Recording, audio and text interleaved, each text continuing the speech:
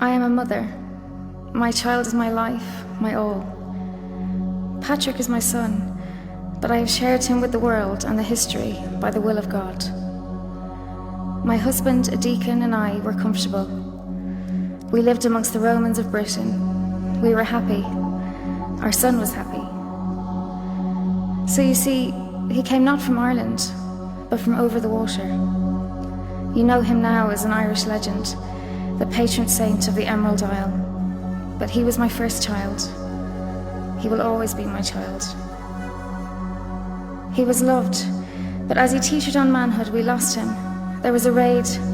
Pirates came from across the sea. They came and they took him.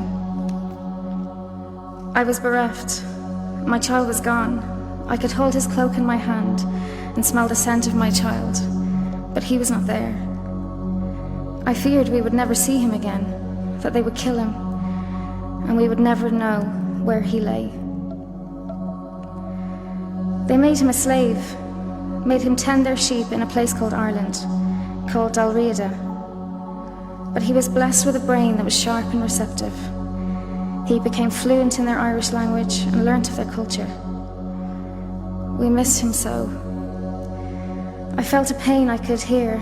It was so loud. It gnawed at my heart and filled me with a dark emptiness. I prayed he would come back to me, but it felt that God was deaf to my beseeching. But my child was blessed, and God had chosen him to carry out his will. God spoke to my boy directly, and Patrick escaped his captivity after hearing a voice urging him to travel to a distant ship which would take him back to Britain. He escaped, but he still had to face adversity. He found the ship and set sail, but was once more captured and taken prisoner. He spent 60 days in captivity in Tours, France. Here my boy learned about French monasticism and received a vision commanding him to bring Christianity to the Irish pagans. Finally, my boy made it back to me in Britain. My husband and I barely recognized the man that he had become. But to hold him to my chest was all that I ever wanted. He joined a monastery where he explored his faith and prayed for guidance. It broke my heart all over again when he returned to Ireland to accept his calling. What can a mother do but wait and hope and pray for her child? In Ireland, he met with clan chiefs and kings. He faced assault and was robbed of all his possessions, but made his mark with the people and gradually created a following. The people listened to my boy. He walked around Ireland, he spread Christianity, anointed priests, and baptized over 100,000 people. He founded over 300 churches. It took time to convince the people.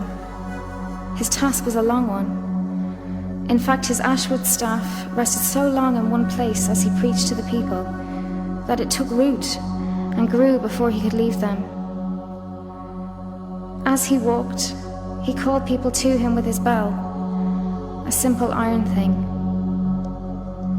Patrick described the Holy Trinity to the people and used the soft, lush shamrock that grew so freely to describe the three parts of the whole. I treasure the dried bunch he sent me, holding it to my lips, knowing that he had held it was as close to him as I could get.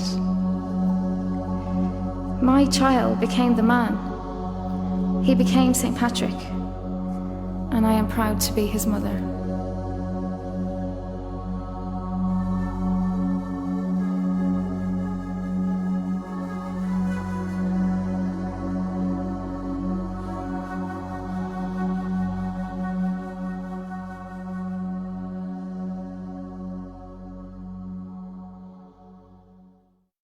This next performance